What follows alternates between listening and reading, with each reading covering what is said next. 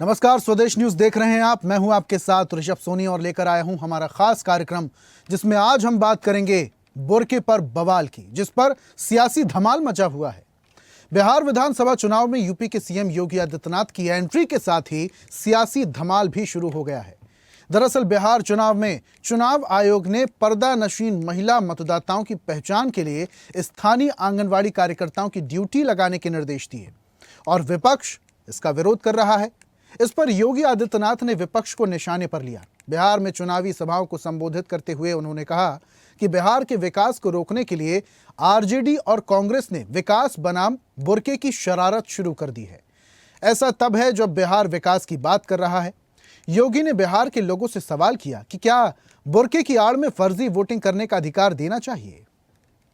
अब बिहार में विकास की इस दौड़ में बिहार की इस नई प्रतिस्पर्धा को बाधित करने के लिए फिर से आरजेडी और कांग्रेस में और उनके सहयोगी दलों में इंडी गठबंधन में फिर से एक उन्होंने शरारत शुरू की है और वह शरारत शुरू की है विकास बनाम बुर्के का। जब भी बिहार विकास के बारे में चर्चा कर रहा है, जब बिहार के नौजवानों के मुंह पे विकास की चर्चा है, जब विकास की प्रतिभा को लेकर के बिहार का नौजवान आगे बढ़ना चाहता है, तब यहां पर बुर्के को लेकर के कांग्रेस ने, आरजेडी ने नई बहस को आगे बढ़ाने का कुत्सित प्रयास किया है। क्या इनको फर्जी पोलिंग करने का अधिकार दिया जाना चाहिए? क्या यहां पर विदेशी घुसपैठियों को आकर के बिहार के गरीबों का, बिहार के दलितों का, बिहार के नागरिकों के अधिकार पर क्या उन्हें डकैती डालने की छूट देनी चाहिए? आरजेडी और कांग्रेस फर्जी पोलिंग करवाने की इस अपनी कुत्सित चेष्टा को और जो एक पारदर्शी और स्वच्छ चुनाव प्रक्रिया के तहत हर मतदाता को अपनी पहचान देनी है और पहचान पत्र दिखा करके ही वह मतदान में भागीदार बन सकता है। जब इसको आगे बढ़ाने की कार्रवाई के साथ एनडीए की सरकार उसका समर्थन कर रही है, एनडीए के सभी दल उसका समर्थन कर रहे हैं, लेकिन कांग्रेस, आरजेडी और उनके सहयोगी दल कहते हैं नहीं, फर्जी पोलिंग होनी चाहिए। ये बिल्कुल गलत है। अगर लड़कियां बुर्का पहन के जाना चाहती है, जाए। जो पाबंदी लगा है बुर्के पे उसको नंगा करके घुमाया जाए। क्या हमारे हिंदुस्तान का कल्चर है हिजाब। हमारे यहाँ बहन बेटियां अपनी आवाज भी नहीं सुनाई देती, वो तो इतना तक घूंघट लगा के गाँव में आज भी जाइए तो घूंघट होता है इतना बड़ा। तो क्या उनको लागू है कॉलेज में? ये सब बकवास बात है। क्या आज नया पैदा हुआ है कॉलेज में चलाने वाला? ये नया पैदा हुआ? क्या इससे पहले जो लोग तालीम हासिल कर रहे थे और बड़े बड़े लोग बने, वो क्या कैसे बने? क्या पैदा हुआ? ये जो ड्रेस कोड के नए पैदा हुए आज है? अरे जो जैसे चाहे पढ़े लिखे आगे बढ़े, मतलब ये क्या मतलब है? नंगा घुमाने से क्या होगा? उससे उसको मालूम पड़ेगा बेपर्दगी क्या होती है। लेकिन नंगा घुमाना तो अपराध है ना। अपराध कहाँ है? जब वो कह रहा है ये अपराध ना है, इसके बुर्का उतार के आओ। अच्छा, ये बातें अब क्यों निकल के आ रही है इस टाइप की? ये जाहिल है, गंवार है सबके सब। जहाँ बैठ हुए इनको निकाल के सालों झाड़ू दिलवाओ।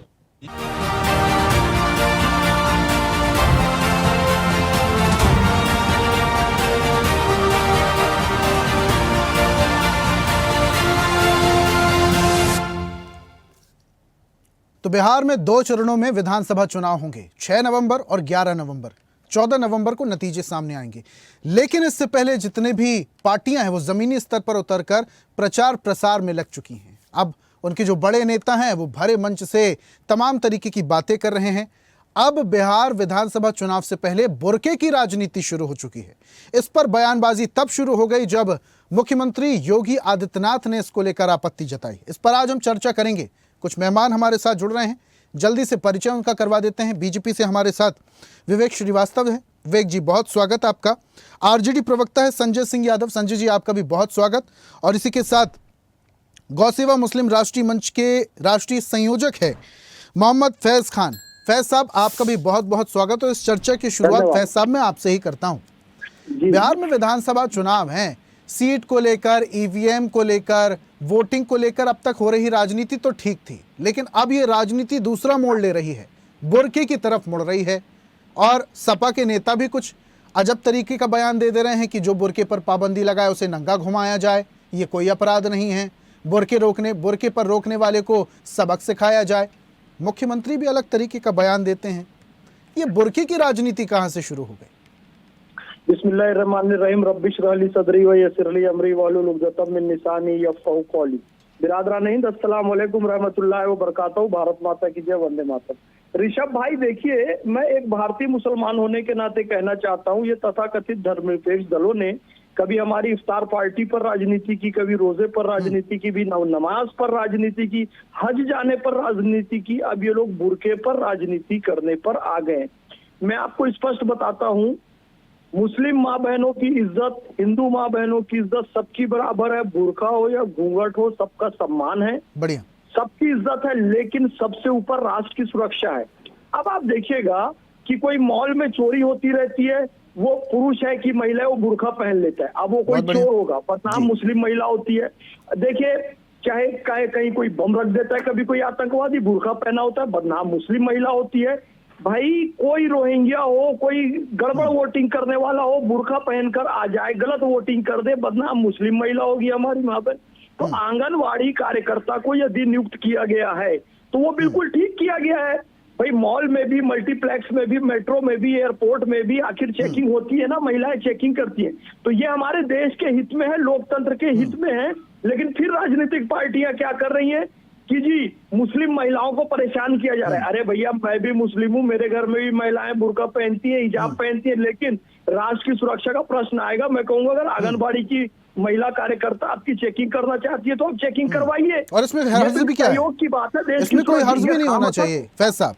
लेकिन आपसे एक बात और मैं समझना चाह रहा हूं कि जो लोग इसका विरोध कर रहे हैं, क्या वही लोग हैं जो फर्जी वोटिंग डलवाते हैं इसलिए विरोध कर रहे हैं, इसलिए उनके पेट में दर्द?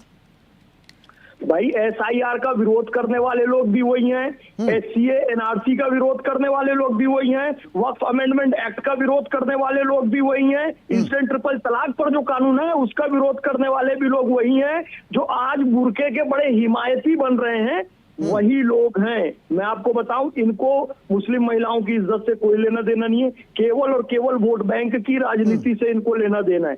यदि ऐसा नहीं होता, पहले तो मुसलमानों को ये बड़ा इफ्तार पार्टी सब कुछ करते थे, अब जिन लोगों ने मुसलमानों की टिकट कम कर दी, मुसलमानों का प्रतिनिधित्व कम कर दिया, मुसलमानों को अपने स्टेज में नहीं बैठा रहे। यदि आपको मुसलमानों से मोहब्बत है, ये धर्म तथाकथित धर्मनिरपेक्ष पार्टियों को कह रहा हूं, तो आप लोगों ने मुसलमानों का टिकट क्यों घटा दिया जी? जनता दल यूनाइटेड ने तो 4 टिकट दे भी दिया है। अब तक ये राष्ट्रीय जनता दल ने कितने लोगों को दिया? अब तक ये कांग्रेस वाले ने कितने लोगों को दिया? तो जी कुछ नहीं दिया। तो कहने का मतलब ये है, बुर्के को लेकर केवल राजनीति ये लोग कर रहे हैं, इनको मुसलमानों से, इस्लाम से कोई लेना। मैं फिर कहता हूं, लेकिन फैज साहब, पहला चाबुक तो फर्जी वोटिंग पर होना चाहिए ना, और फर्जी वोटिंग कराने वालों पर होना चाहिए। पहला चाबुक तो बुर्के पर हो रहा है। कुछ महिलाएं इस पर आपत्ति जता सकते हैं, कुछ वोटर्स इस पर आपत्ति जता सकते हैं। तो जहां पर फर्जी वोटिंग हो रही है, पहले उसकी रोकथाम हो, फिर बुर्के पर आए। बिल्कुल, ये फर्जी, मैं ऋषभ भाई बहुत अच्छे पॉइंट पे आप गए हैं। मैं यही कह रहा हूँ, फर्जी वोटिंग रोकने के बहुत सारे माध्यम में से एक माध्यम में बुर्के की तलाशी है। ठीक है, ये मुस्लिम माँ बहनों की इज्जत से खिलवाड़ नहीं है। ये फर्जी वोटिंग रोकने का ही एक तरीका है। भाई वो एक कहावत चली आ रही है बड़े समय से, भाई बिहार में या देश की राजनीति में, जी दादी जी वोट देने आई थी हमारी, कहे जी दादी जी तो वोट डाल के चली गई है। बोले इस बार वो वोट डालने आए तो घर भेजना। पिछले 10 साल पहले से मर गई है, पर वोट डालने जरूर आती है, पर हमसे मिले बिना चली जाती है। तो ये जो चक्कर हो रहा है ना, ये बुर्के की आड़ में हो रहा है साहब। तो ये सब पे रोकथाम के लिए है ये। चलिए ठीक है। और I am agree with this point. मैं SIR का भी समर्थन किया था, CNRC का भी समर्थन किया था, इसका भी समर्थन। इसका कोई इज्जत से लेना देना नहीं है महिलाओं की साहब। ये तो फर्जी वोटिंग रोकने का तरीका है। और जो इज्जतदार महिला होगी उसको बूथ में ले जाकर कोई चेकिंग भी यदि करेगी महिला कार्यकर्ता, तो वो तो उसको सहयोग करेगी। मेरी माँ बहन बेटियां यदि वो वोटिंग और करने बुर्का जाएं, पहन के तो मैं जाने वाली कहूंगा वो महिला भी सहयोग भारतीय करेगी। नागरिक ही है, और भारतीय नागरिक अगर लोकतंत्र को मजबूत करने में सहयोग करे तो इससे अच्छी बात क्या हो सकती है। तो फर्ज है उनका। बहुत बढ़िया पॉइंट कहा आपने फैज साहब। ठीक है, आऊंगा वापस से आपके पास। संजय जी का जरा रुख कर लेते हैं। संजय जी, आपके नेता इस तरीके के बयान देते हैं कि बुर्का बैन करने वालों को नंगा करके घुमाया जाए, ये कोई अपराध नहीं है। पहली बात, अगर महिलाओं को कोई आपत्ति नहीं है कि उनके क्षेत्र की आंगनवाड़ी कार्यकर्ता चेकिंग करें, जब एयरपोर्ट जाते हैं, आप में से बहुत सारे लोग हैं, बहुत सारी महिलाएं बुर्का पहन के जब एयरपोर्ट जाते हैं तब वहां पर चेकिंग होती है। दूसरे देश में जब वो जाते हैं उनके पासपोर्ट की चेकिंग होती है, तब भी वहां पर चेकिंग होती है। अब जब लोकतंत्र को मजबूत करने की बात आती है, एक मजबूत सरकार बनाने की बात आती है, तो आप लोग राजनीति करने लगते हैं। ऋषभ सोनी भाई, सबसे पहले तो जिस नेता ने ये कहा है कि बुर्का का विरोध करने वालों को नंगा घुमाना चाहिए, मैं उसकी कड़ी निंदा करता हूँ। ठीक है। लोकतंत्र में इस तरह की भाषा का प्रयोग करके जिन नेताओं ने ये सब बयान दिया है, वो एक तरह से हमारे इंडिया महागठबंधन को नुकसान करने का ही काम किया है। उन्हें शायद राजनीतिक समझ नहीं। लेकिन मैं ये भी कहना चाहूंगा कि बुर्का बनाम विकास, उत्तर प्रदेश के मुख्यमंत्री आदित्य योगी नाथ जी ने बुर्का बनाम विकास का जो बिहार में जाकर के अपना भाषण किया, ये आदित्य योगी नाथ को भी नहीं करना चाहिए। आदित्य योगी नाथ एक बड़े प्रदेश के मुख्यमंत्री हैं, भाजपा के बड़े नेता हैं, को भी समझना चाहिए कि बुर्का मुस्लिम समाज की महिलाओं का एक सम्मानजनक वस्त्र है, वो अपने पर्दे में रहती है। तो भाई बुर्का पहन के भी अगर लोग वोट देने जाते हैं तो पोल बूथ पे तो सभी प्रकार के लोग हैं, पोलिंग एजेंट हैं। फिर अगर जीविका दीदी को सरकार ने रखा भी है तो मैं व्यक्तिगत रूप से इन चीजों का विरोध नहीं करता हूं कि वोटर आई कार्ड देखने के बाद आप चेहरे का मिलान करके बूथ के अंदर जाने देते हैं, तो इसमें कौन सा बुरा गुनाह है। ये मैं इसे तो राजनीति का कोई एजेंडा ही नहीं मान रहा हूँ। जिस आदित्य योगी नाथ उत्तर प्रदेश के मुख्यमंत्री ने इस मुद्दे को आगे बढ़ाया। अच्छा संजय जी, देखिए, जो फर्जी वोटिंग होती है, अक्सर बहुत सारे बूथों में कई बार फर्जी वोटिंग की शिकायतें भी आती हैं। बिहार से बहुत ज्यादा ऐसे मामले बहुत सारे आते हैं। और फैज साहब जो जिक्र कर रहे थे कि आप भी नहीं चाहेंगे, आरजेडी पार्टी भी नहीं चाहती कि फर्जी वोटिंग हो। लोकतंत्र को मजबूत करने में जितनी पारदर्शिता हो, जितनी निष्पक्षता हो, उतना बेहतर। ये तो आरजेडी भी चाहेगी, ये संजय सिंह यादव भी चाहेंगे। लेकिन फर्जी वोटिंग ना हो, इसको रोकने का एक तरीका ये भी हो सकता है कि चेकिंग होना चाहिए। जो लोग बुर्के की आड़ में राजनीति कर रहे हैं, फर्जी वोटिंग कर रहे हैं, उनकी चेकिंग भी तो लाजमी है। ये पहला स्टेप हो सकता है। संजय जी, मेरी बात सुन लीजिए ऋषभ सोनी जी, ये फर्जी वोटिंग रोकने का कोई तरीका नहीं है, समझे ना। जो बयान उत्तर प्रदेश के मुख्यमंत्री आदित्य योगी नाथ ने दिया है, उसको फर्जी वोटिंग रोकने से कोई बयान नहीं है। वो हिंदू सेंटिमेंट को आगे करना चाहते हैं। बीजेपी कहीं ना कहीं घुमा करके हिंदुत्व और मुसलमान की राजनीति पर चली जाती है। भाई विकास का बनाम बुर्का का कोई मुद्दा होना ही नहीं चाहिए था। संजय जी देखिए, तो बुर्का पहन के अब यहाँ पर समझ भी काम आती है। संजय जी देखिए, बुर्का पहनकर अब कोई भी शख्स जा रहा है, बुर्के के बाहर से अंदाजा लगाना लगभग नामुमकिन रहता है कि उस बुर्के के अंदर कौन से धर्म का व्यक्ति है, महिला है, पुरुष है, उसकी उम्र क्या है, कौन है, ये अंदाजा लगाना लगभग नामुमकिन रहता है। अगर उस क्षेत्र की आंगनवाड़ी कार्यकर्ता पूरी तस्दीक करना चाह रही है और उसके बाद वोटिंग के लिए प्रोसेस को आगे करना चाह रही है, इसमें दिक्कत क्या है, हर्ज क्या है? नहीं ऋषभ सोनी जी, मेरी बात सुन। मैं बुर्का पहन के जाने वाली महिलाओं, हमारे जो मुस्लिम समाज की माँ बहनें हैं, वो अगर जाति में तो क्या दिक्कत है। आपके पोलिंग बूथ पर जो चेकिंग करने वाले हैं, आप सबने सरकार ने जीविका दीदी को लगाया, तो मैं इसका इसलिए विरोध नहीं करूंगा कि भाई वोटर आई कार्ड देखने के बाद चेहरा मिलान कर लें। वोट जिसको देना है वो देंगे। हम्म, तो अगर हमारे भी समर्थक पार्टी के नेता ने कहा है कि बुर्का का विरोध करने वाले को नंगा घुमाना चाहिए, तो उसने भी गलत बयान दिया है। और हमारे जो सम्मानित मुख्यमंत्री हैं उत्तर प्रदेश के आदित्य योगीनाथ जी, उन्होंने भी जो बुर्का बनाम विकास की राजनीति को मुद्दा बनाया है, ये उनकी खोखली राजनीति को दर्शाता है। आप ठीक है। विकास की बात कीजिए ना। अभी बिहार में 2014 में सोनी जी जब केंद्र में नरेंद्र मोदी की सरकार बनी तो उन्होंने कहा था कि मैं 2 करोड़ नौकरी हर एक साल दूंगा। तो भाई बिहार में केंद्र की सरकार 9 साल से तो चल रही है ना, 14-25 9 साल हो गए, तो कम से कम 18 करोड़ में से ये 1 करोड़ भी रोजगार एनडीए की सरकार ने इन 9 साल में दिया क्या? पिछले 17 माह को छोड़ दीजिए।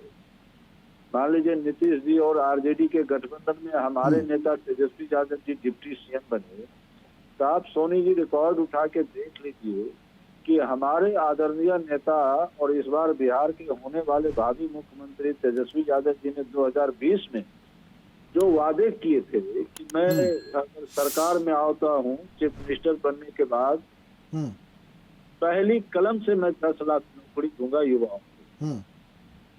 सरकार नहीं बनी, परिस्थिति और तेजस्वी के संगम से तेजस्वी यादव जी बिहार में डिप्टी सीएम बने और तेजस्वी यादव ने अपने 2020 के चुनावी घोषणा पत्र का जो एजेंडा था उनका। अब आप ये दावा कर रहे हैं संजय जी कि तेजस्वी यादव ने इतने बड़े ऐलान कर दिए, इसका मतलब ये है कि सबको लेकर साथ लेकर चलने वालों में से हैं वो।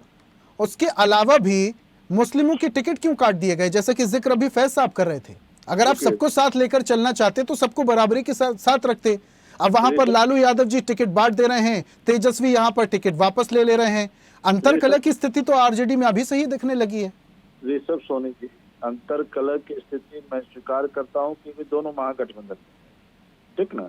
जहां तक टिकट मुस्लिम समाज को देने का बात है तो अभी 2 दिन और भी बचा है सेकेंड फेज का नॉमिनेशन का। जब तक स्पष्ट फिगर नहीं आ जाता है कि किस समाज को कितना वोट टिकट मिला है, तो इस पर मैं अभी कोई प्रतिक्रिया नहीं देना चाहता। मैं ये कहना चाहता हूँ जी, बुर्का बना विकास का जो मुद्दा है, तो विकास का जो मुद्दा है तो उसमें तो हमारे नेता आदरणीय तेजस्वी यादव जी बहुत ही आगे हैं। पिछले 17 अब कितना आगे हैं संजय जी, ये तो चुनाव डिसाइड करेंगे और 14 तारीख को स्पष्ट हो जाएगा कि कौन सी पार्टी कितना आगे है। वापस से आता हूं आपके पास, विवेक जी का भी जरा मैं रोक कर लेता हूं। विवेक जी, सुन रहे थे आप संजय जी को? योगी आदित्यनाथ जी भी खोखली राजनीति कर रहे हैं, विकास बनाम बुर्के की राजनीति उन्होंने शुरू कर दी। हालांकि संजय जी ये भी जिक्र कर रहे थे कि आरजेडी के नेता जो कह रहे हैं कि बुर्के को रोकने वाले, बैन करने वालों को नंगा घुमाया जाना चाहिए, इस बात का भी वो विरोध कर रहे हैं। लेकिन योगी आदित्यनाथ जी ने भी जो बयान दिया है विकास और बुर्के का, उसको भी वो नकार रहे हैं। खोखली राजनीति आप कर रहे हैं हिंदुत्व को बढ़ाने के लिए। अरे भाई, आपके प्रधानमंत्री तो कहते हैं सबका साथ सबका विकास, और सबको आगे लेके साथ लेके चलने की बात करते हैं। यहां पर किसी एक धर्म विशेष की तरफ झुकाव ज्यादा दिखता है। विवेक जी, हम सबका साथ सबका विकास की बात करते हैं, लेकिन किसी तरह किसी का नहीं करते। चुनाव है, चुनाव में सब लोग भागीदार होते हैं। विवेक जी, थोड़ा सा माइक के पास आ जाइए, आपकी आवाज थोड़ा सा ब्लर हो रही है। अब आ रही है? थोड़ा सा फोन को या तो पास में नजदीक ले आए तो स्पष्ट आएगी आवाज।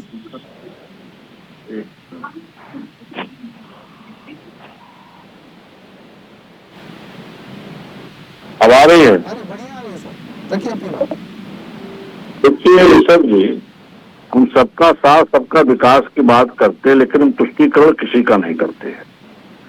चुनाव है, चुनाव में सबको भागीदार होना चाहिए, सब लोग भागीदारी करेंगे भी, लेकिन जो बुर्के के आड़ में फर्जी वोटिंग होती है वो नहीं होनी चाहिए।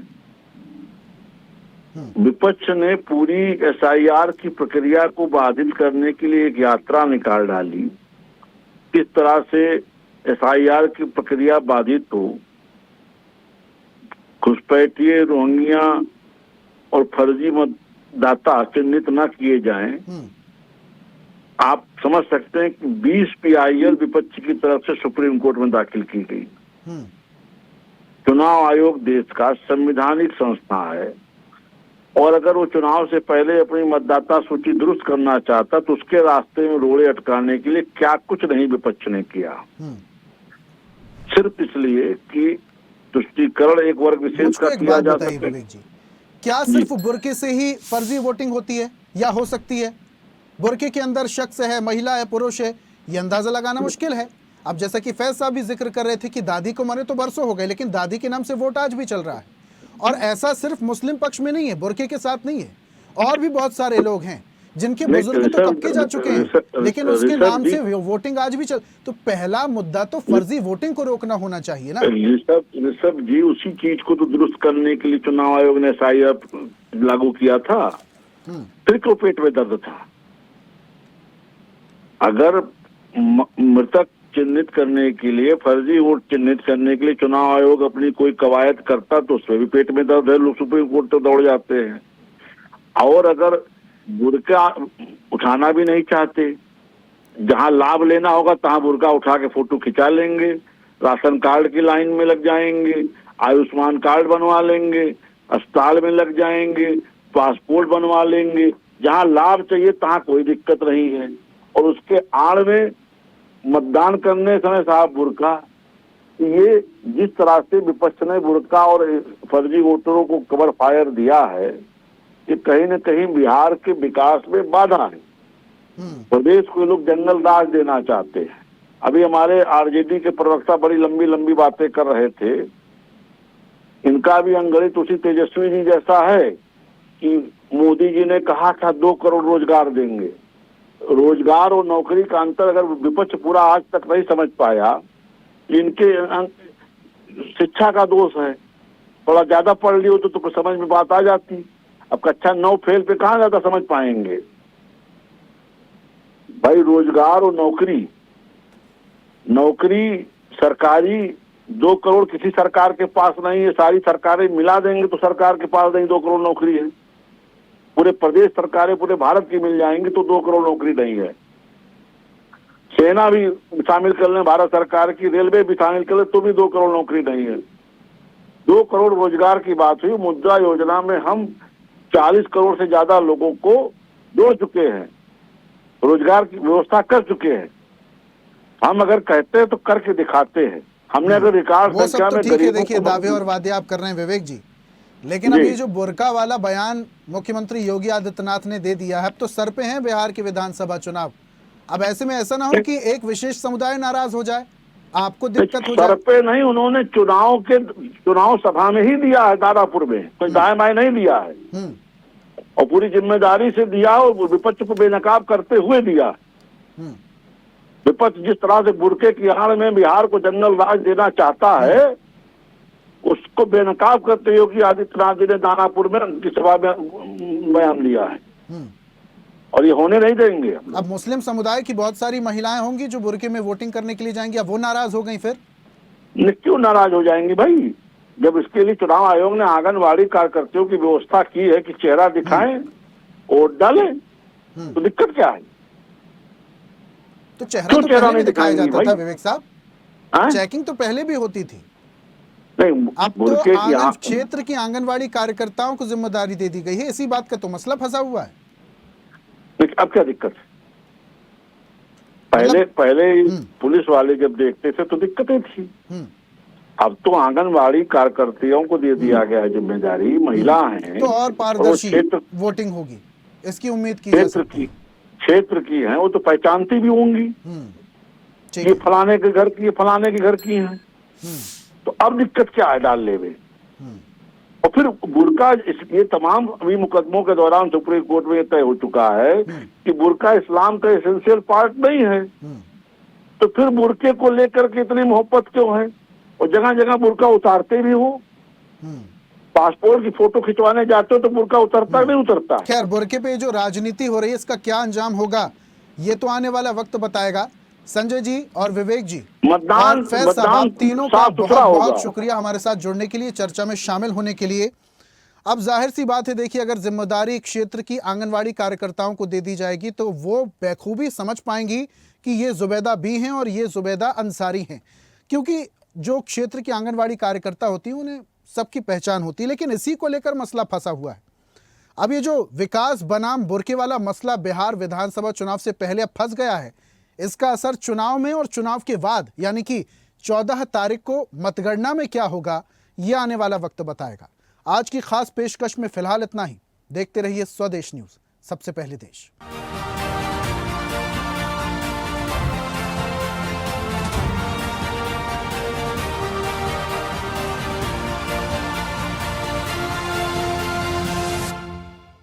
और ऐसी ही ताजा खबरों के लिए लाइक, फॉलो और यूट्यूब पर सब्सक्राइब कर बेल आइकन जरूर दबाइए और हर अपडेट के लिए विजिट कीजिए स्वदेशलाइव.com।